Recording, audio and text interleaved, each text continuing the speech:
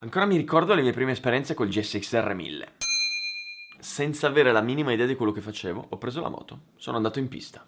Non ho fatto tagliando, non ho fatto le pressioni delle gomme, l'ho presa e sono entrato a girare. Stupido direte voi. No, inesperto. Nessuno mi aveva mai spiegato niente. Quindi dico, boh, tutti vanno in pista, vado in pista. No, andare in pista non è come andare per strada. Non basta accendere la moto e girare. Ci sono delle cose fondamentali da fare prima di andare in pista. Che se non fate, fate la fine che ho fatto io la prima volta in pista. Non solo la prima, anche la terza volta.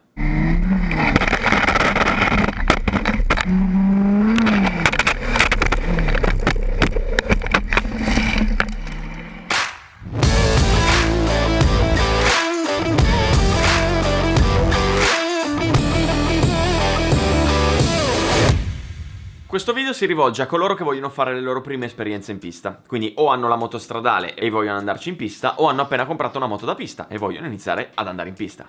Anche perché do abbastanza per scontato che chi va già in pista queste cose le conosca già.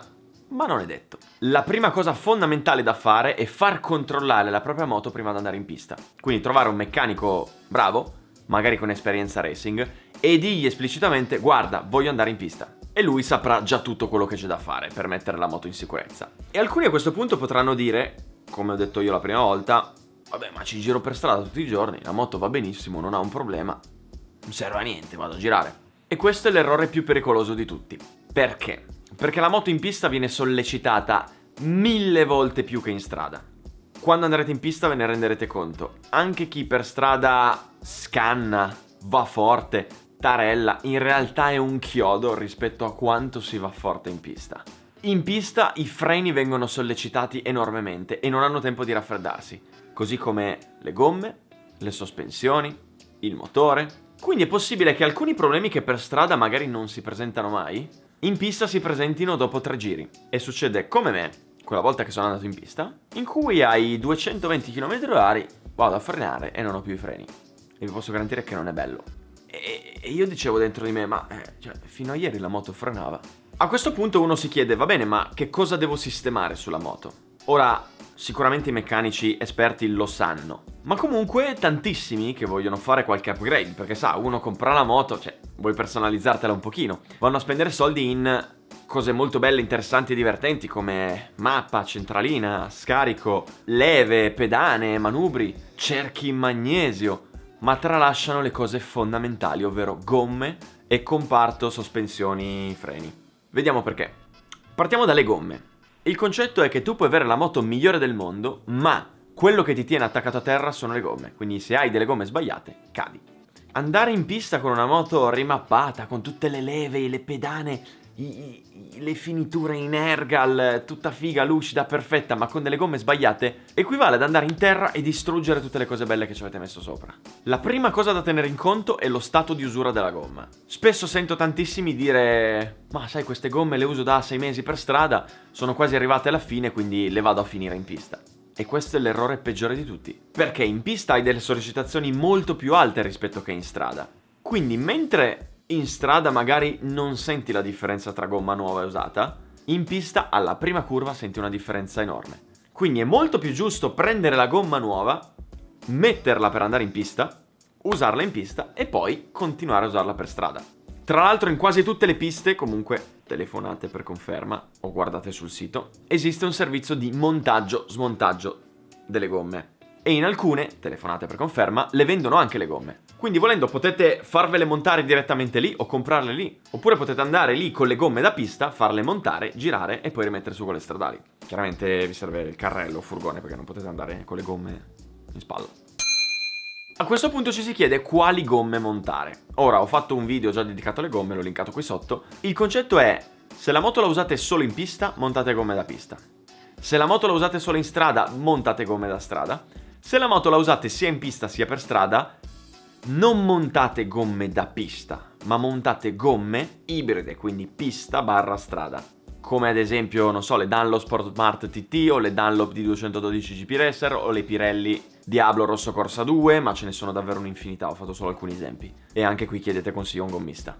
In questo modo avete comunque una buona prestazione su pista e una buona sicurezza su strada. Non montate gomme esclusivamente da pista su una moto da strada, anche se magari quelle gomme sono omologate per strada. Anche perché il discorso omologa è una roba che fanno proprio solo per le gare su strada, quindi che sia omologata non vuol dire che sia la scelta migliore.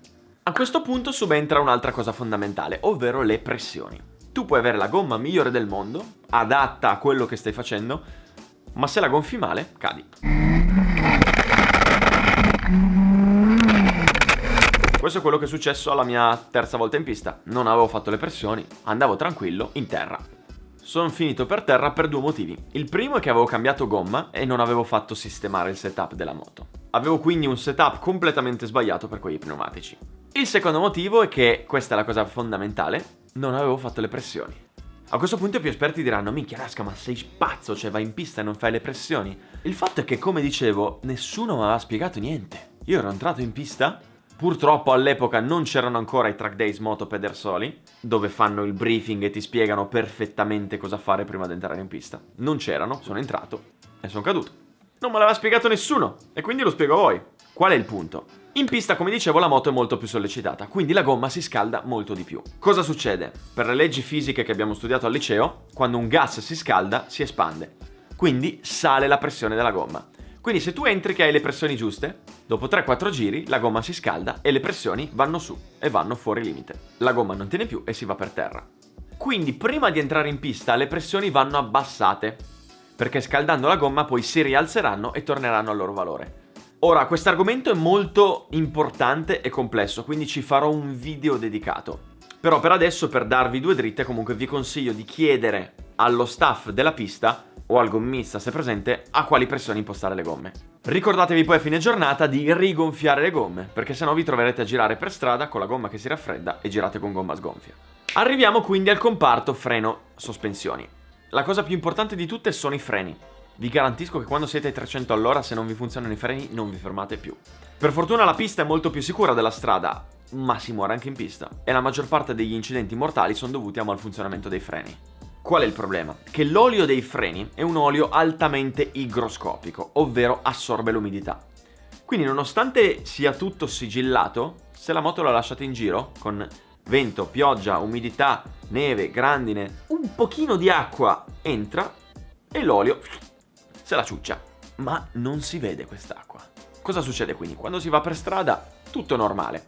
Quando si va in pista, quest'olio, dato che si frena molto forte, si surriscalda, crea delle bolle. Queste bolle fanno sì che quando frenate, l'olio nell'impianto frenante, anziché andare a comprimere le pastiglie e chiuderle, va a comprimere l'aria che si è formata. Quindi, quando frenate, la moto non frena. È fondamentale quindi, specialmente per chi ha la moto stradale, controllare l'olio dei freni prima di andare in pista. Non lo vedete a occhio, dovete farlo fare a un meccanico. È importante inoltre usare delle pastiglie che siano adatte alla pista, perché si fanno delle frenate veramente forti. È importante anche far controllare le sospensioni ed eventualmente farne cambiare l'olio. Perché?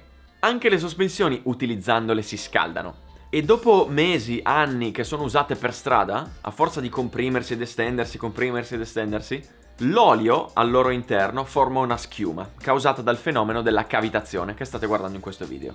Quindi succede che quando aprite un ammortizzatore ci trovate schiuma e non funziona più bene. Quindi finché la usate per strada, quando però in pista portate la moto al limite e siete in piega e date gas e il mono posteriore non funziona, quindi quando porterete la moto a fare il mega tagliando, è molto importante che facciate controllare ed eventualmente revisionare anche le sospensioni. Un'altra cosa fondamentale da fare è sostituire il liquido del radiatore con acqua distillata. Perché? Perché il liquido del radiatore, quello che si usa per strada, antigelo, anticorrosione, è molto utile per la strada, ma è molto scivoloso. Cosa succede quindi? Che se in pista avete una perdita, perdete liquido o addirittura rompete il radiatore, tutti quelli che stanno dietro di voi, o addirittura voi stessi, se l'olio vi finisce sulla gomma, finiscono per terra e si fanno un gran male. Se invece voi ci mettete l'acqua, appena esce, evapora e nessuno si fa niente.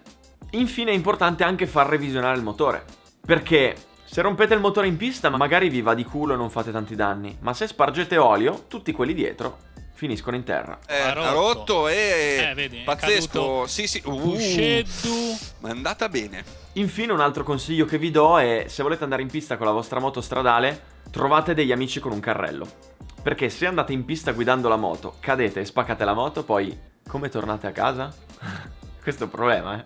Quindi, ricapitolando, fate controllare la moto da un meccanico esperto di pista. Usate le gomme adatte. I primi upgrade su cui investire sono freni e sospensioni. Tutto il resto viene dopo. Sistemate le pressioni ogni volta che andate in pista e rimettete poi quelle giuste per la strada. Assicuratevi di avere acqua nel radiatore e non liquido. Cercate di trovare amici con un carrello. Bene, questo è tutto, spero che questo video vi sia piaciuto. Il prossimo video tecnico su questo argomento sarà sul comportamento in pista.